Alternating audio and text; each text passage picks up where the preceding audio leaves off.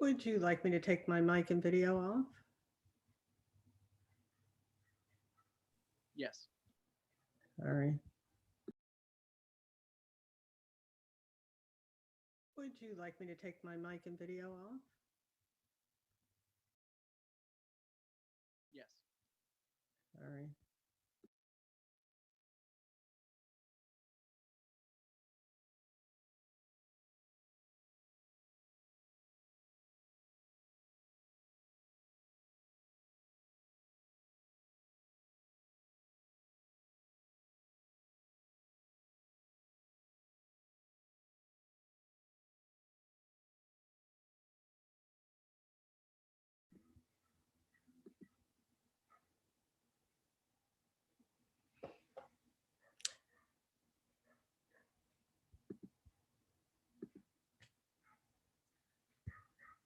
Hello, welcome everybody.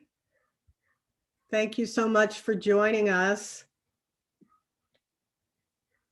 And I'll just make sure it's ready. We're ready to start introductions. Or are people still coming in the green room, Zach? No, you're okay to start. Okay, hi, and welcome to Book Passage. I'm Paula Farmer. Among other things, I'm an event host and moderator for Book Passage. Thanks, as always, for supporting our events, as we're almost a year into pivoting into virtual.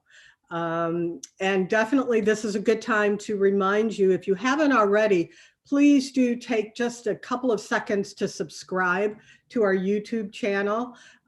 It really doesn't cost you anything, not much time, no money at all, and it really helps us out a lot. So speaking of virtual, obviously the negative side of that is that we miss in-person events with our Bay Area community, but the upside is definitely that we can expand our reach. And we're reaching people from all across the United States, as well as internationally. And a great example of that is our reach even with authors and other speakers are possible because of this virtual pivot, including today, our author, Rebecca Carroll, is joining from Brooklyn, as well as her in conversation partner, Gina Prince-Bythewood from LA. So that maybe wouldn't happen otherwise. And speaking of them, I'd like to introduce you to them if you don't know them already. Rebecca is a writer, creative consultant, editor-at-large, and host of the podcast Come Through with Rebecca Carroll, 15 Essential Conversations about Race in a Pivotal Year for America. Most recently, she was a cultural critic at WNYC and a critic at large for the Los Angeles Times. Her writing has been published widely, and she's the author of several books about race in America, including the award-winning Sugar in the Raw, Voices of Young Black Girls in America. As someone in the midst of her new memoir, Surviving the White Gaze, which is today's featured book, it is truly, I can tell you, truly the epitome of a combination of poignant and powerful. I'm all in already, and you should be too. We'll tell you how you can get a hold of one. And steering the conversation tonight with her is award-winning director, writer, producer, Gina Prince-Bythewood. Her unique take on storytelling and filmmaking in general, and her commitment to Black characters and stories and diverse casting can be seen in all her projects, including Love and Basketball, Secret Life of Bees, Beyond the Lights, and most recently, the Netflix feature, The Old Guard. She tells personal stories and all of that, very character-driven stories. And it's such a delight to have both of them here in conversation to discuss our featured book, Surviving the White Gaze. Welcome. Hey, good to be here. Hello, great to be here. Hi, Gina. Hello, Rebecca. I am here because of you, and you know, it's you and I met because you wrote an incredible review of one of my films, Beyond the Lights.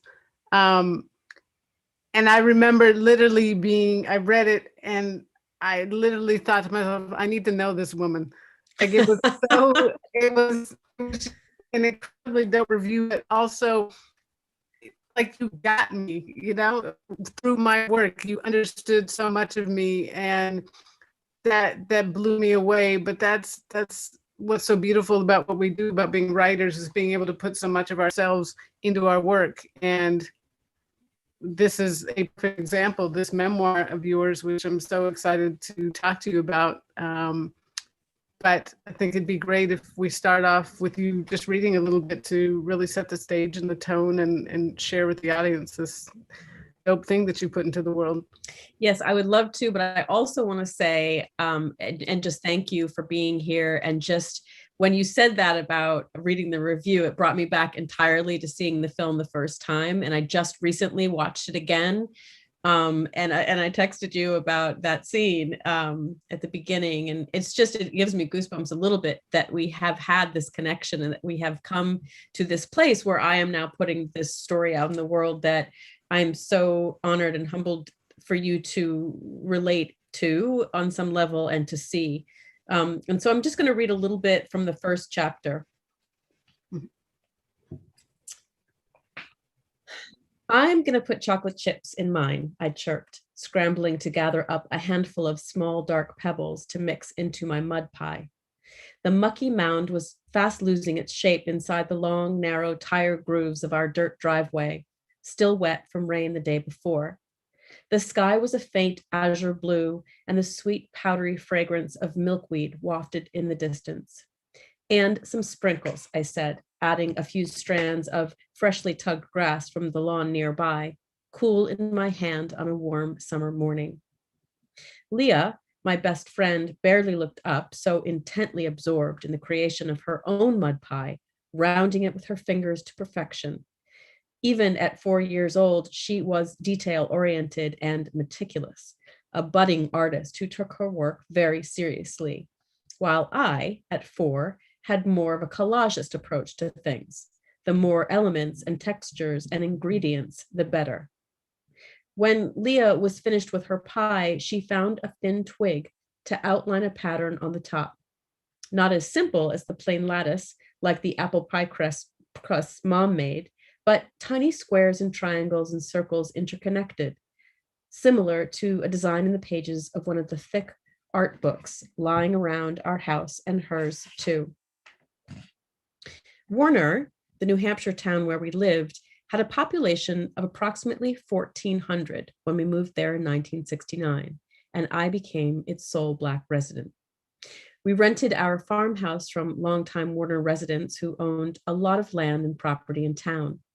The house sat on the top of a dirt road called Pumpkin Hill, which was lined up and down by a dilapidated stone wall of various size rocks and stones leading into different parts of town on either side. There was a shed connected off the right of our house and a giant freestanding barn to the left, separated from the house by the wide driveway where Leah and I had played that morning. An apple tree with rugged splayed branches, good for climbing, stood planted squarely in the front yard. Not another house in sight, nor a neighbor within earshot. Our brother, Sean, older than Rihanna, my sister, by just 2 years, had been playing outside all morning with his friend Charlie, building and crafting and exploring and climbing. Charlie was kind and funny and skinny and curious, with buck teeth and brown hair. He rode over on his bike from town, where he lived with his reputable middle-class family in a decorous house on Main Street. He loved to climb the apple tree in our front yard, and sit among the limbs looking out at the world around him, but came down to join Sean in working on his latest invention, a go-kart with coffee can headlights and a dish towel cover nailed to 4 pieces of balsa wood, somehow affixed with duct tape to an old radio flyer wagon. "You're welcome to stay for dinner," Mom said as Charlie hopped back onto his red 10-speed bike to head home not long after he'd arrived. "That's okay.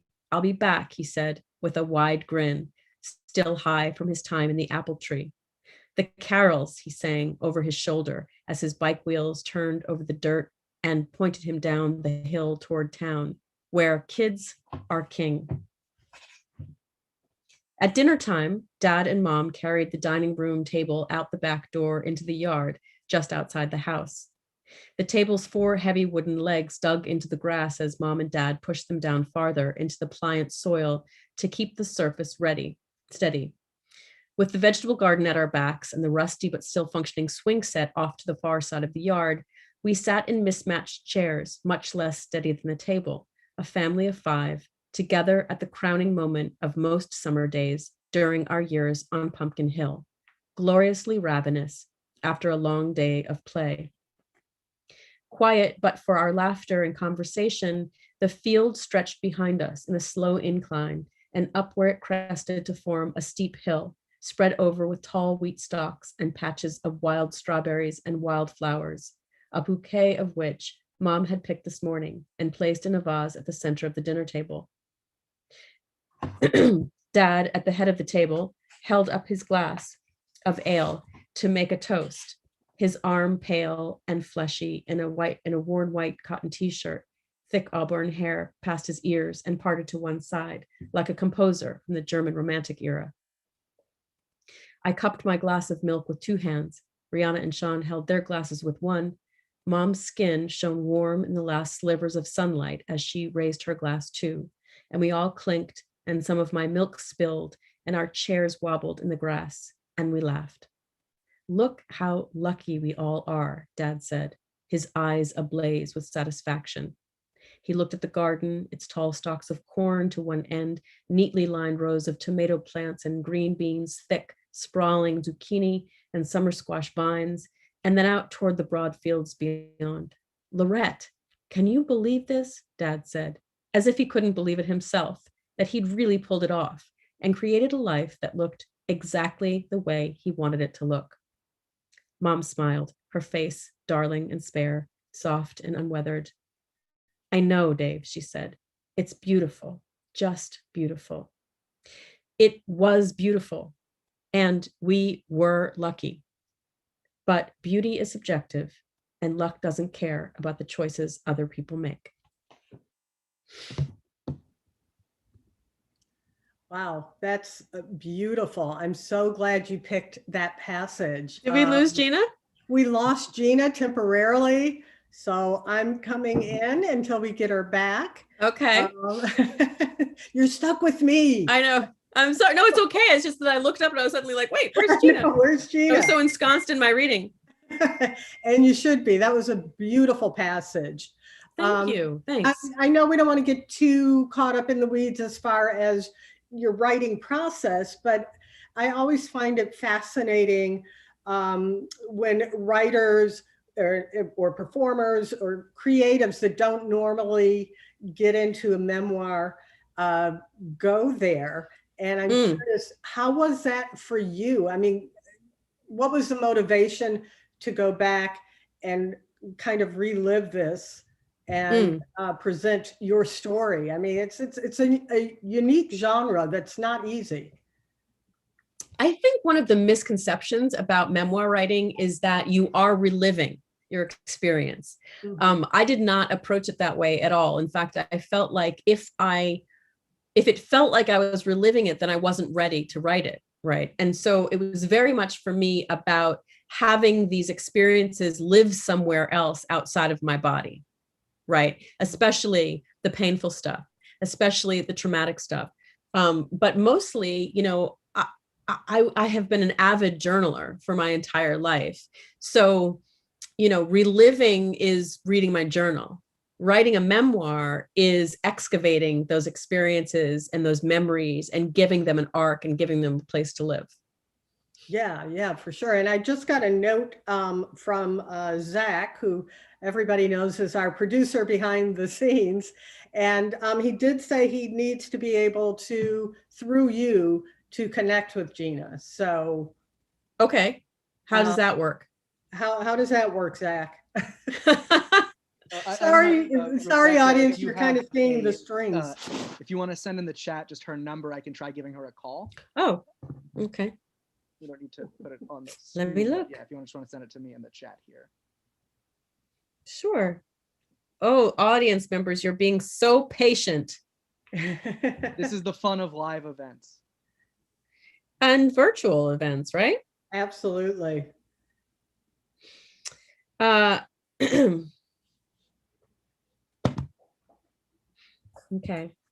Heads up. All right. Oh, So I'm wait, here gonna- she is. Oh, there we go. And I'm out of here. Okay, give her a second here.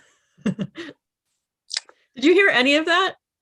That was horrifying. I apologize. The That's entire okay. internet in my entire house went out. That's never happened ever. So I am on my phone. Wow. Sorry. That's no worries at all. Did you hear any of it though? I did not. I Okay. literally, So I just want to say, because I chose to read from that opening chapter, because I wanted to set for the reader, and I remember you reading an earlier draft of it and you'd be like, get into it. But I was like, you have to understand what the white gaze is. yeah. That is the white gaze, which is this bucolic, idyllic, fresh gardens, the natural world, high tea, imagination that was completely void of Blackness, except for me. Yeah. I remember being struck by that. You use the word idyllic, and that's what it felt like from an outsider. In reading that, you would think, what an amazing upbringing that would be to have such freedom and openness, and and yet the struggles that you were dealing with are so visceral, given that we share so many similarities in terms of our upbringing, and for someone at your age to, well, what strikes me about your book is you're able to articulate so much better than I think most of us are of that experience, and tying it to the white gaze and what that means for you, certainly as a little Black girl living under that gaze and finally being able to break out of it. So many of us have not broken out of that yet. And, I'd love to hear from you. What was the catalyst that allowed you to finally see it articulated and break free? Well, of course, it was Toni Morrison, of course. I had never heard the phrase. I'd never heard the idea, because of course, that's also what the white gaze is, right? It's like when you just said now, like when you read it, it was like, you used the word idyllic. It was idyllic. What is idyllic to a white gaze? A world without Black folks, except for this child that was chosen. But so years later in my, late 20s, I was a producer for the now gone down in flames, rightfully so, Charlie Rose show. And Toni Morrison was a guest. And I remember being in the control room and watching the segment and hearing her start to talk about the white gaze and literally feeling like, what? That's it. That's what I've been trying to get out from under, to reconcile with, to it was a language that I needed desperately. And it was also this kind of, you've seen Toni Morrison talk, that there is this kind of this presence of she was a living ancestor. She was an ancestor supreme in real time, and it just gave me this language that what then took years to unpack. Because the thing about the white gaze is that, particularly I think for Black adoptees and white families, is that you internalize so much that you don't know the places where it's hit you the hardest, right? And so in writing the memoir, it was very much, each story, each chapter had to address the white gaze in one way or another, and otherwise it wouldn't make it into the book. It's interesting. I feel like, one of the ways that it affects those in transracial adoption is, and you talk about it, it's the lack of centering of ourselves. Like, we were never the center of any aspect of it. And so that certainly did the number on my self-esteem growing up, the invisibility and oftentimes the gaslighting of Totally the gaslighting. intentional. But when you grow up and are told repeatedly, oh, we don't see color, you know, that speaks to, you know, the issue, as if that is a positive thing. And I grew up thinking, yeah, that's a positive thing. They don't see my color. As opposed to how damaging that is as you start to get older, and if that's what you've internalized, as if there's something wrong with you. And again, I know something you talk about, certainly. There's two things there, right? The first thing is the lack of centering. And I think that because the white gaze is so wholly focused, it's not even about center. It's about focus. It's about default. It's about setting the structure, the standard, the values, whether it be beauty, the canon of literature, the canon of movies, whatever it is, right? It's all encompassing. And so the idea of us being centered is not, it's not even actually peripheral. It's not even a thought. But I also think that there's a difference between not being centered and being erased or being invisible.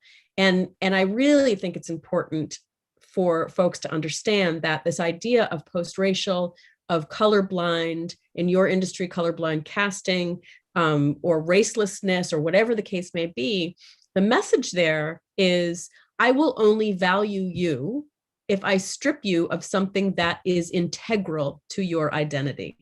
Mm-hmm. So those two things in tandem do a number on, certainly Black adoptees, transracial adoptees of our age, because we did, of course, have these white parents who thought that intentionality meant being kind and being good-hearted and being well-meaning and not seeing us. Mm-hmm. Yeah. And, so as I mentioned, you and I we were both, adopted by white parents. And, I want to start our conversation, because I know we're going to touch on some things, having issues and the things that we're going to talk about. Absolutely. It starts with love. We were loved.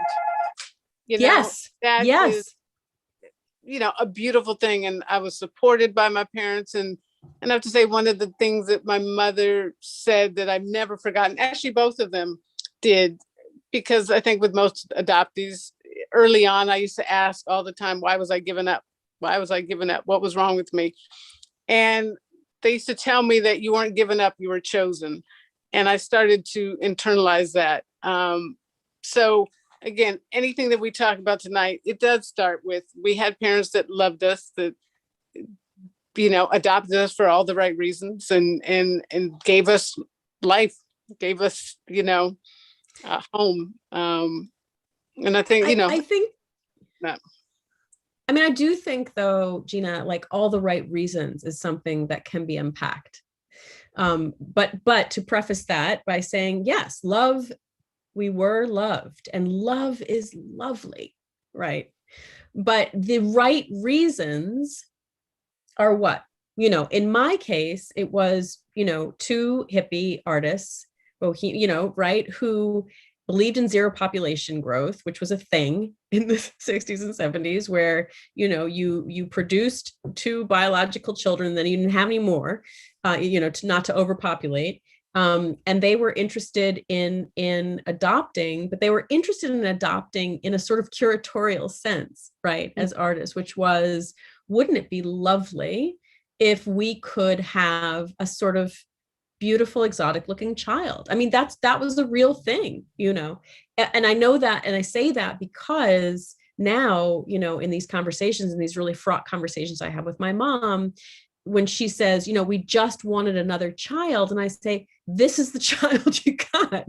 So if you're uncomfortable with your child being a Black woman in the world, then you just didn't want to have another child, right? Yeah. That's not what you were trying to do. Mm-hmm. Wow, that's deep.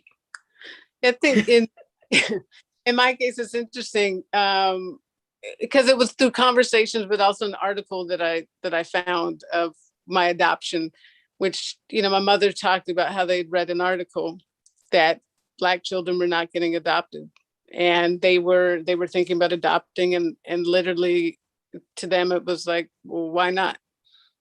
And Yeah. and again, grateful, but it's a really interesting thing, the conversations that I've had, and you touch on this too, which is the difference between adopting a Black child and raising a healthy Black adult. That there's so much in between that is left to us to figure out, which is not fair. That's an impossible task as a child and a Black child in an all-white existence to figure that out. It's not fair. It's also not parenting, right? So, I mean, that is one thing that I think is really a tough pill to swallow for white adoptive parents of Black children specifically, but children of color, is that if you're not parenting us to be Black children, Black adolescents, Black teens, Black adults, you're not parenting us, right? What you're doing is you are putting sort of upon us what you think a child should be. And if your only lens is the white experience, then you're not raising us. You're not parenting us. And, and I think specifically germane to Blackness is that we find each other, right? In the preface to the book, I write about this experience that I had as a Black teacher in an all-girls school, and had a handful of Black students. And she wrote this amazing, she was 15, 16 at the time, and she wrote this amazing short piece about seeing me. I was her first Black teacher, and I asked to hear what her story was, and nobody had asked that before. So we find each other. That, I think, is what Blackness is, and that, I think, is what often, at least certainly for me as a Black adoptee, what saved me and what helped me to survive the white gaze, because it's not just about surviving, it's about becoming too. And how were you taught, or were you even taught? And when I say taught, it could be the wrong way, but how were you taught about how to deal with racism?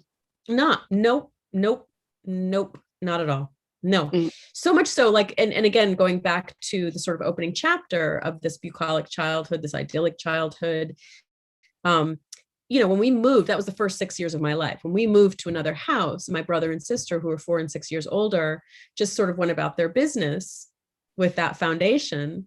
That did not serve me, because, 2-3 years later, I have my 5th grade teacher telling me, not just that I'm very pretty for a Black girl, but that most Black girls are ugly. My 5th grade teacher, right? So the out-facing racism of that, which I didn't even understand as racism, hurt my feelings. But what I internalized was when she said most Black girls are not pretty, are not attractive, they're ugly. And I took that well into my 20s.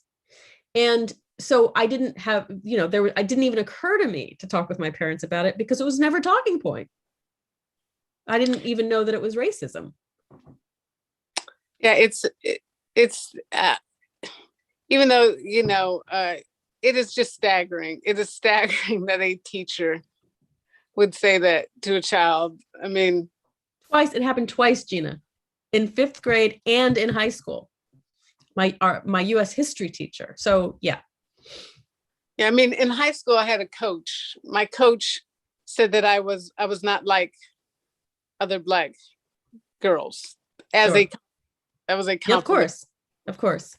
But yeah, I think about I was in junior high, and I was in art class, and I was the only Black student there, and a group of boys drew pictures of Black people with nooses around their necks and hung them up around the class. I remember the teacher saw them. She gave like this furtive glance towards me and took them down, and then that was it. Yeah. Like nothing happened. And I remember telling my parents, and their advice was just ignore it. And when they see it doesn't bother you, they'll stop doing it. So you had, what was it that made you think you could bring that up?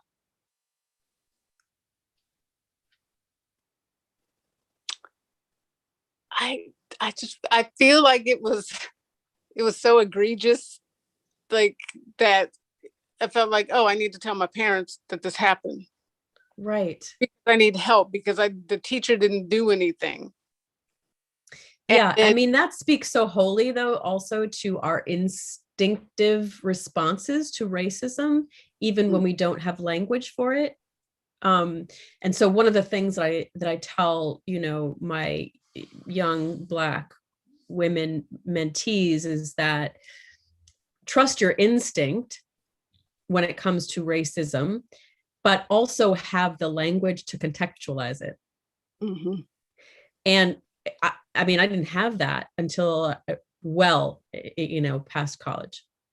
But you had, were you only child? Oh no, I have Yeah. 2 sisters and a younger brother. One of my sisters is listening in. Hi, Cree.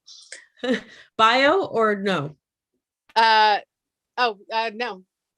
she's my she's my sister, but yeah.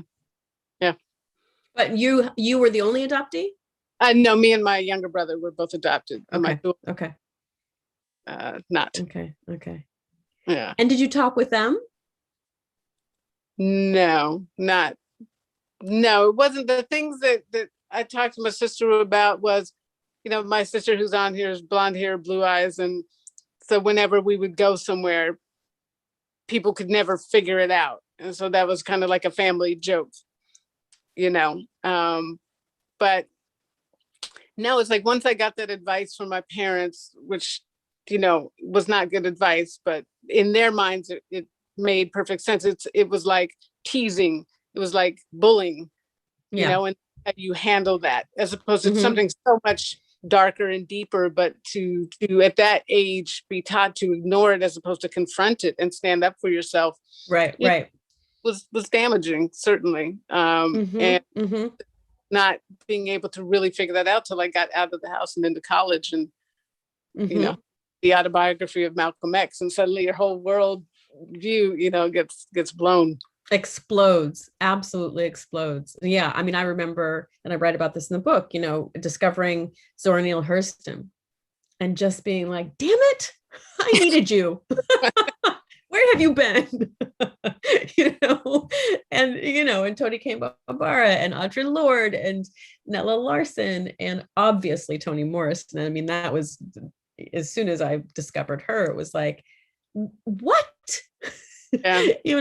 Page after page after page of not just brilliant writing, not a single white character. Mm-hmm. I mean, that blew my mind. Yeah. And then that famous interview, which I've watched 1,000 times, where the reviewer was asked, don't you write about white characters? It's a stunning. When she says, you don't know how powerfully racist that is. I mean, and there's so many people we could all say that too, right? But the sort of like the peace and zen that is in Toni Morrison in that moment is just, yeah. No, I love that. You talk about your Black ballet teacher who was really your first true interaction, and I have a similar thing, but can you talk about that, the gravitational pull? So prior to that, I had seen Easy Reader on Electra Company. Easy Reader, played by Morgan Freeman. And I was quite certain that he was my birth father, my Black birth father.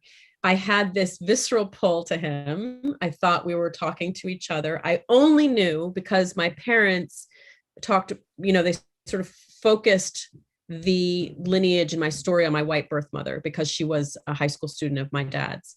And I only knew that she'd gotten pregnant with her older Black boyfriend. He didn't have a name. He didn't have any kind of real value in my backstory, but I knew that I had a Black birth father and it was easy reader.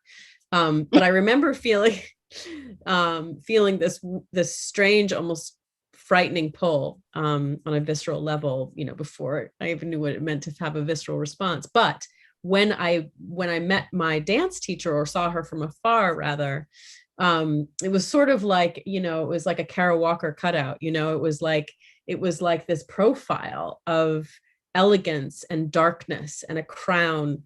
And, it didn't hurt that she was all of those things. I mean, she was this beautiful, elegant, muscular, serious, but warm person. And I was both crazed by it and also scared by it, and had no context to talk about it. Right. So I came home from my first class and my mom said, "And isn't it nice that your teacher is Black?" And I was like, wait, what? I'm not ready. I was 6, right? I was like, oh my God, does that mean that I'm related to her? I'm going to go live with her now. What's going to happen? Right. But not long after that, and I studied with her for 5 years or so, I wrote my first essay, right? All of 10 words that started with, "I am a Black child." And I was probably 7 or 8 years old when I wrote that, because it was my way of kind of telling myself who I was and sort of planting that seed. And I do also think, and it comes through, and I say this in the book, is that there are moments where the ancestors drop these people in for me, right? To lift and buoy me, and to make sense of it. And it took a while, but I knew, and particularly as I was writing the book, right, that, oh, I see now what y'all did, ancestors. You saw me coming, right? So that was an extraordinary experience, and it was also a very disconnected experience. I mean, cognitive dissonance was sort of like the theme of my, the first 15 years of my life, which was that there were no social interactions with my dance teacher and her husband and her children. Her daughter was a few years older than me. They were other, right? So that, I mean, I think that's another big thing for folks to understand in terms of the framework of adoption, transracial adoption specifically, is that if there's no social interaction, if there's no value given to Black culture on a daily basis, then you're not raising a Black kid. Yeah. Yeah, I remember, I forgot what age I was. I think like 8 or 9, where a Black family moved at the block. And it was that thing, that gravitational pull. And I couldn't articulate why. But like, it was the first time I had grits, was at their house. And I would love to know what they must have thought of me, in my existence. That thing, a pull, and not knowing why, and feeling of them, but they're not, because I love my family and this is my existence. But it is, identity, and the fact that you were able to articulate that at that age and write that. I'm curious. So what were you told about your nationality? What did you identify as? Well, I told myself that I was Black. And then it got very, very complicated because I met my birth mother when I was 11, and she's white, and she had all sorts of ideas about Blackness, and that she was the expert actually on Blackness, that she had more Black friends, that she had dated more Black boys, that she knew what it meant to be Black and I did not, and that anything that I was sort of trying to interact with or take on or own was a phase.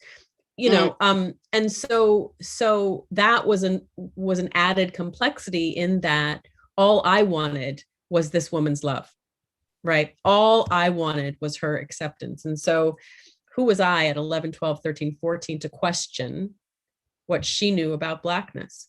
It wasn't until years and years later, to quote Toni Morrison, that I realized how powerfully racist so many of the things that she said to me, about me, about Black men, about my Black birth father.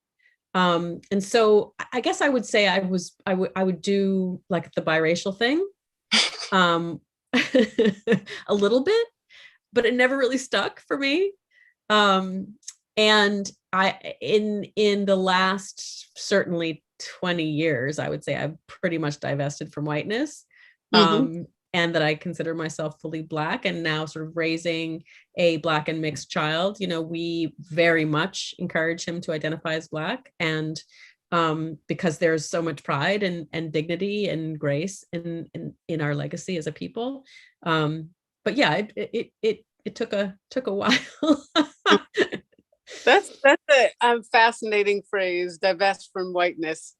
And it's, like growing up, I was told, and which turned out not to be true, but I was told I was half Black and half Swedish. And so I took that as a point of pride. I remember. Of course, yeah. And my favorite t-shirt was a shirt with a Swedish flag on it. And I took saying I was mulatto as a thing of pride, get to college and you find out, oh my God, let me stop saying that. But that's what I was taught and what I gravitated towards. And now, as you say, there came a point, yes, my birth mother is white. I don't consider myself, I would never say I'm half white. I'm Black. And it's interesting that it takes some time to get there, but it's also, I think, in being out of that environment and being opened up suddenly to a whole nother world and more experiences. And, but I'd never thought of it the way that you just said it. But it's interesting because when I met my birth mother, when I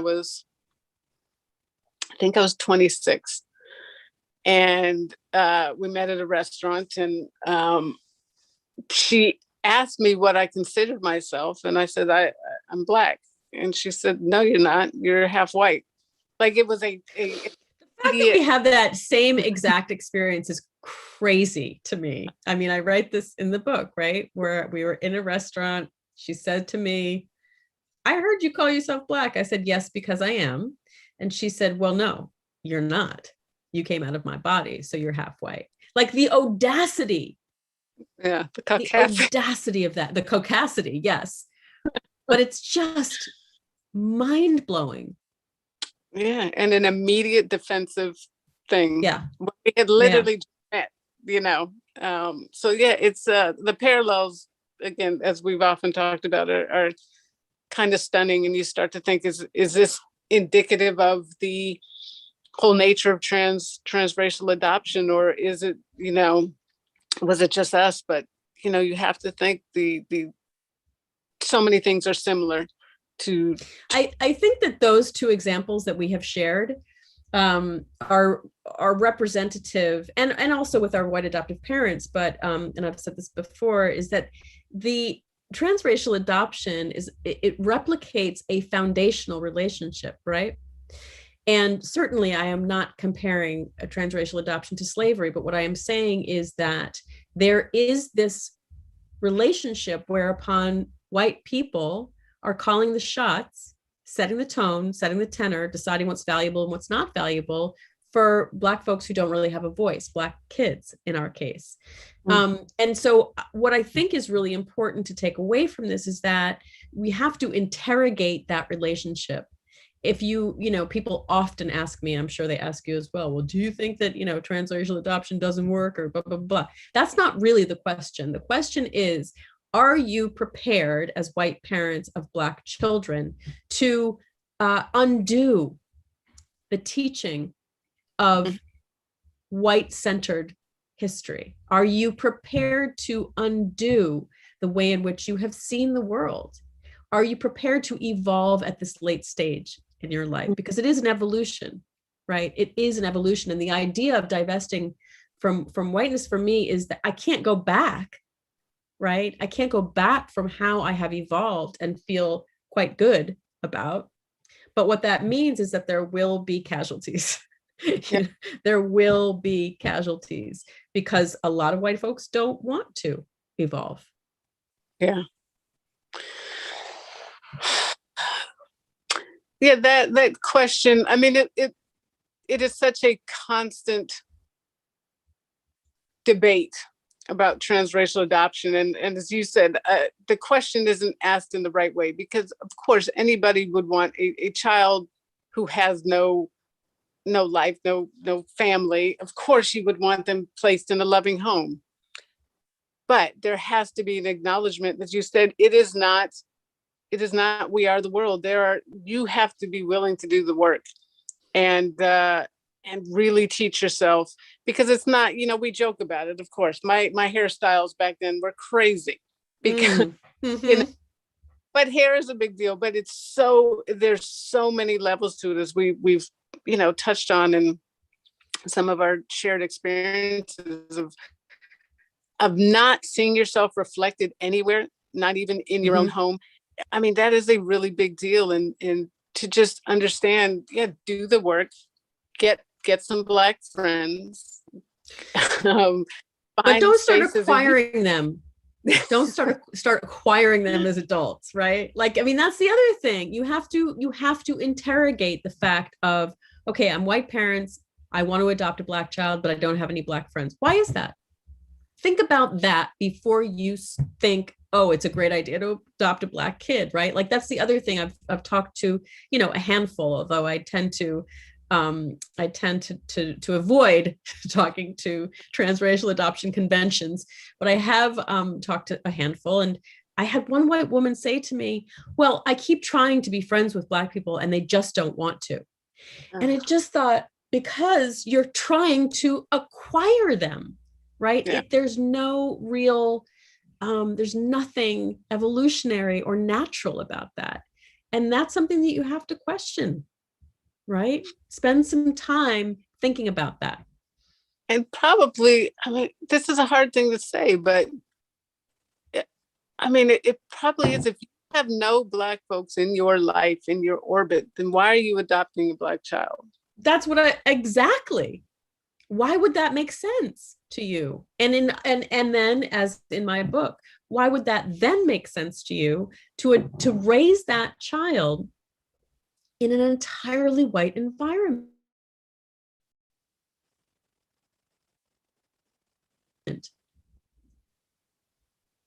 Oh, you're frozen. Uh-oh. Can you see me? And okay. Rebecca? I access to the chat. Yep, I can see you. Okay, good. Yep, good. I can. You're coming in and out. Got you. Okay. Now, go ahead. I don't have access to the chat because okay. So this is for both of us. This question. Okay. Rebecca and Gina have any thoughts about transracial adoption in a family where the adopting parent is white and siblings of color are adopted?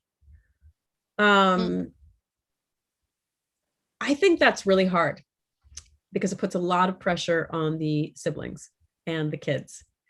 But I also don't have great sibling relationships, to be perfectly honest. So I don't know what that would look like. What do you think? I think I think it would be helpful though it's interesting because, as I said, my brother and I are both Black. We had definitely different experiences. I had the opportunity to leave and thus grow, where he was trapped in that environment. Yeah, that is. It's a little thing, but it's not near enough. I would say, you and I differ. I'm fortunate in having a very good relationship with my siblings. But there was a period I certainly divested from all of it. Once I got to college and started to get knowledge, I got angry, and I was very angry at my parents for a while. And finally taking the time to talk with them, and props to them, they were not defensive about it. They didn't understand all of my fury, because, as I said, in their minds, they did a good thing.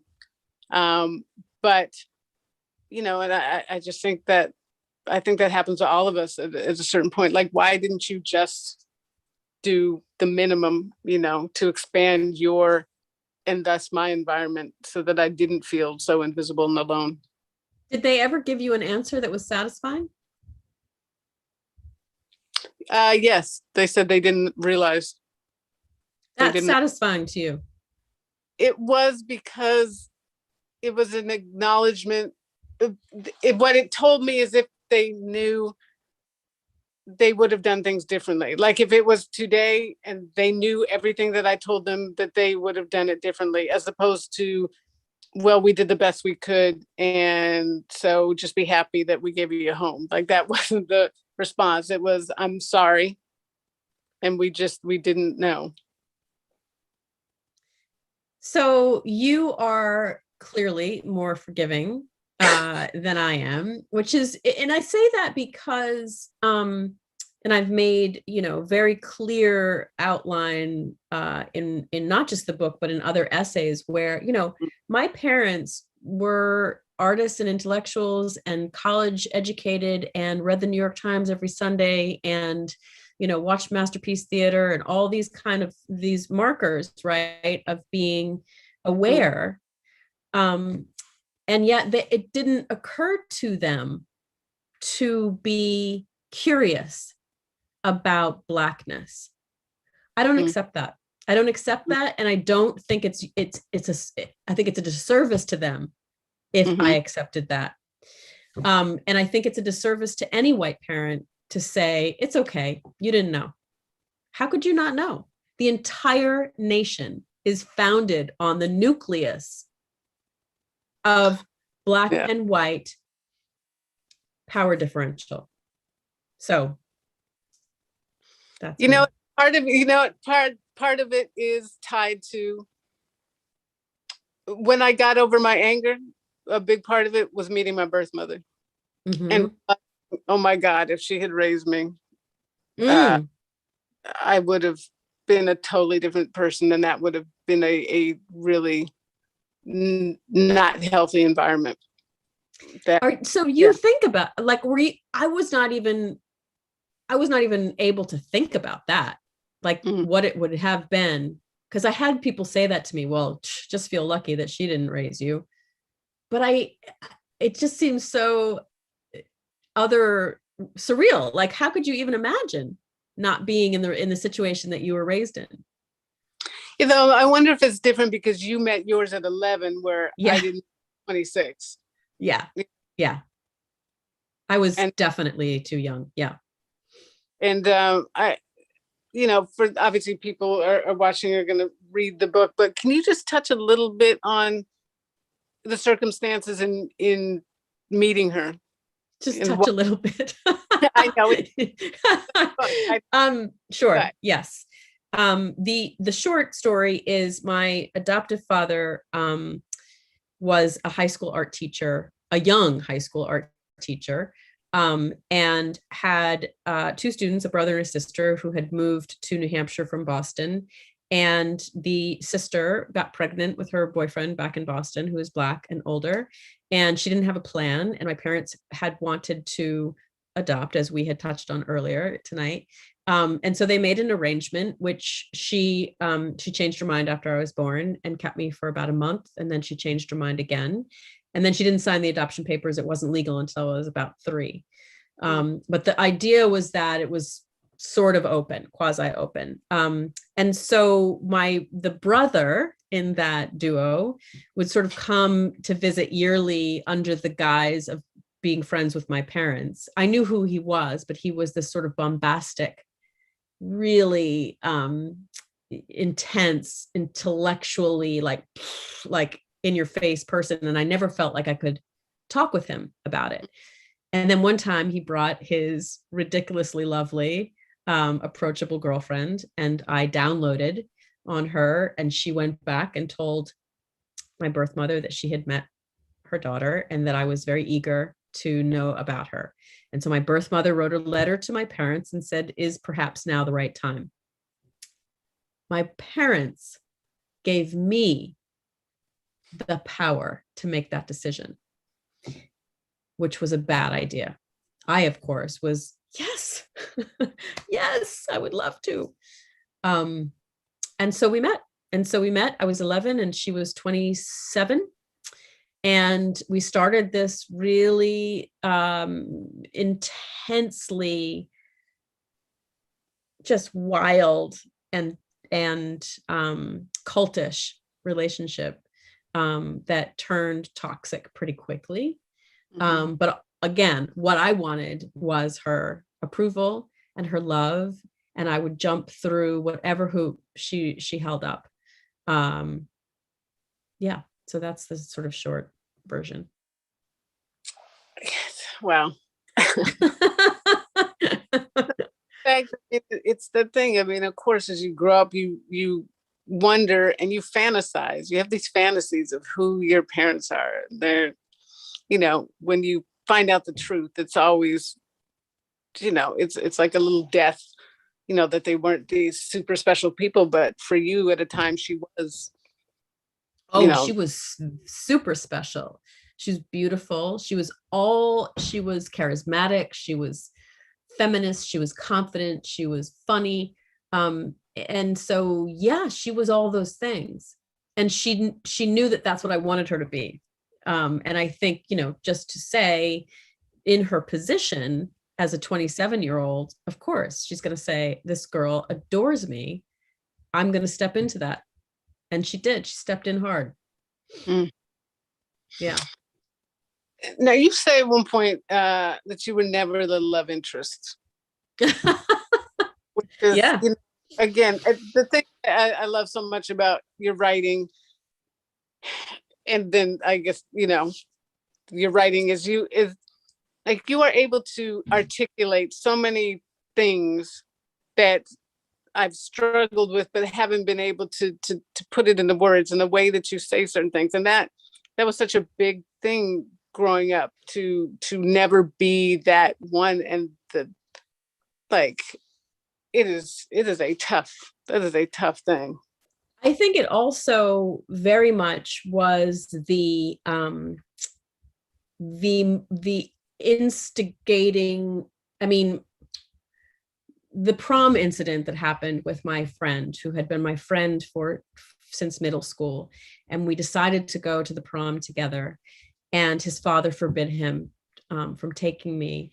And, the day after we decided to go as friends, and I walked into school, and it was just like, all of these friends just sort of swooped in and, have you heard? And I was like, heard what? Nate's father has forbid him. And I was like, it's the prom, y'all. Like, whose parents forbid their kid? But then I was like, oh, I see what's happening here. Because what his father said to him was, if you take her, do not expect to take pictures, because you don't want to look back and see that you took a Black girl to the prom. That was the moment when I knew that I would never be. If you thought you would be a love interest girl, no. If you thought you were pretty, no.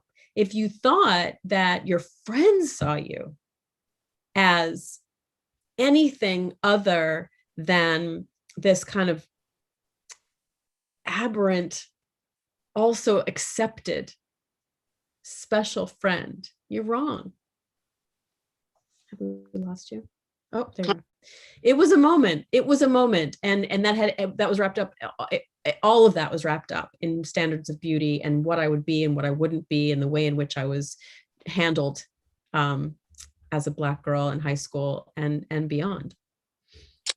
And you wonder, I just had so many similar things where you are absolutely, you're great friends with guys, but that's it. Like, I was the girl at the school dance, literally sitting at the table where everybody else was out on the floor. And it's so weird. Like, that was high school. That was wild.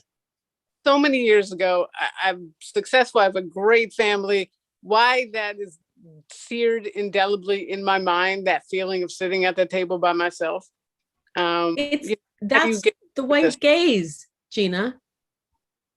This is why I say, not just for white folks, but for us, we have to undo so much so that we can make space for the way that we feel about ourselves now, right? And I didn't realize that until I wrote this book, right? And the trajectory was such that when Michael Brown was murdered in Ferguson, and my child, then 9 years old, said to me, "Mom, am I going to get shot? Are you going to get shot because we're Black?" The fury that unleashed in me, not just of what was happening, but of the nonchalance of my white parents and my white friends and my white experience, the white gaze who just sort of go about the world thinking, these things happen, but we're good. And so simultaneously, I felt this fury, but also this protectiveness and this love for my child. Mm-hmm. And so the power of those three prongs are what allowed me to write this book. Now, am I over these incidents? I don't know if I'm over them, but they live somewhere else. They're not in my body anymore. You know, they're not living here. We have this one last question because it's 9:10. Okay. Here on the East Coast. Can you talk about this is a great question. Can you talk about the importance of community versus individuality in the Black experience? I don't know if this is a white person or a Black person asking this question, but what I will say is that I was raised by white artists who believed in individuality to the point of kind of devaluing community. And I think that is something that white people can do.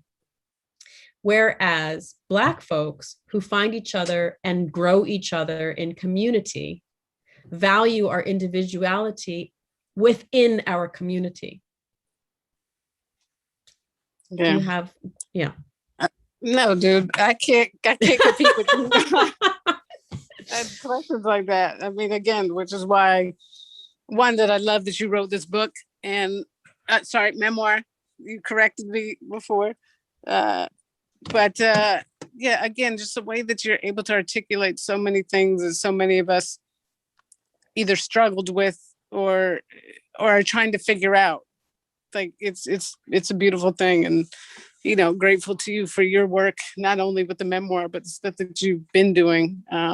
You're an artist and a teacher, and I could sit and listen to you all day. Thank you, Gina. Well, thank you to you both. Am I on? Yes, I'm on. Yes. Thank you to you both. I mean, I've got to say, I've hosted and or moderated a lot of events focused on race and racism issues and things like that. And I've never really heard one with this kind of nuanced discussion. You know, it's really important and really interesting. And I'm not just saying that, I really mean it. And thank you for this, for both of you bringing it out, your shared experience. I'm also really grateful that I didn't take this poster down. I love that poster. It's so good. Yeah. Nick and Zach will tell you that I just came really close before we started. No, there she is. I didn't know you were going to invoke St. Tony so much. Always, always. Good to know. Thank you so much, Rebecca, for tapping into your past and your present and sharing those experiences with it. I know you didn't get into it too much, but sometimes that can be challenging emotionally for the writer to, go there. And but we're better off for it.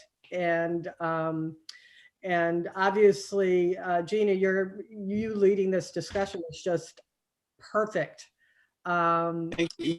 Yeah. And I just want to remind our audience that the book Surviving the White Gaze is available at Book Passage, and it's available in book form I highly recommend stopping by the store and picking it up. We are safely open for in-person purchases, but certainly we're also available online or over the phone.